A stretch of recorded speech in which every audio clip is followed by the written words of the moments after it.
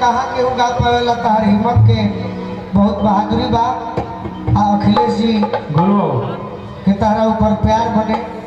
हम अपने प्रमुख साहब से भी आग्रह करब के लड़का के रौरा क्षेत्र के बाड़ो हम सोचनी हाँ यहाँ के एगो गार्जियन मानी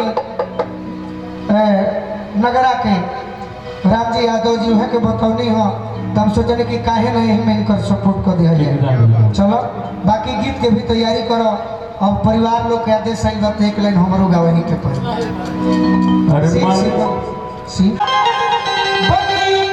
समाजवादी सरकार नाराई अरे विशेष गुंजता यूपी में अखिलेश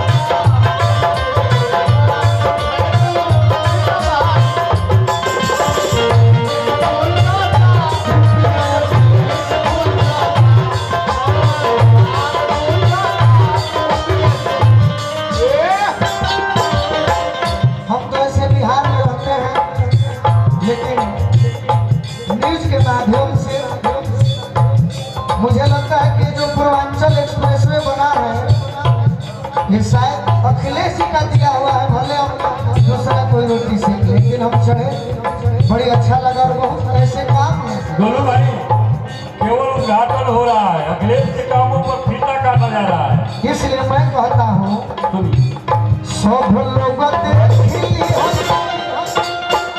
जो कि जी के साथ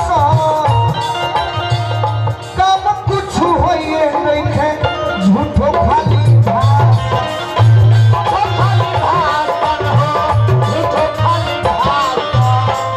सब लोग देखी योगी जी के साथ सब कुछ होइए झूठो खाली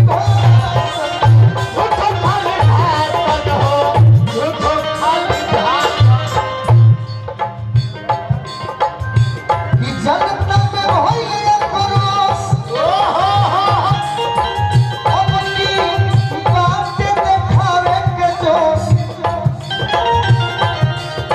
संसद में हरेश गुंजता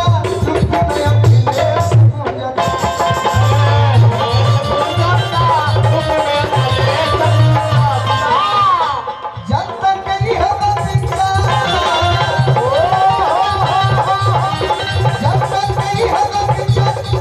समाजवादी सरकार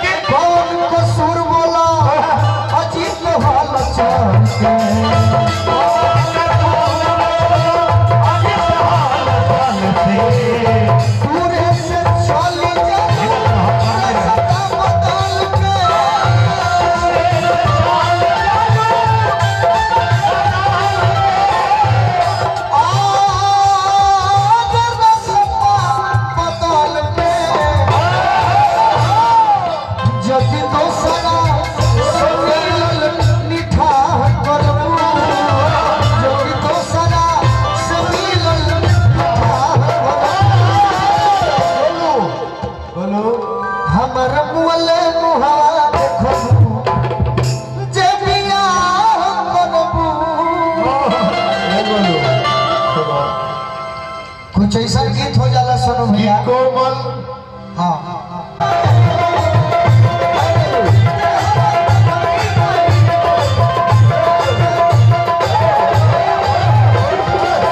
बोलो एक मिनट बोलो नथुनी यादव जी आए एक और बोलो मुझे विदा करने का भी कृपा करें। अरे क्या यार एक तो बड़ा भाई है साथ में अब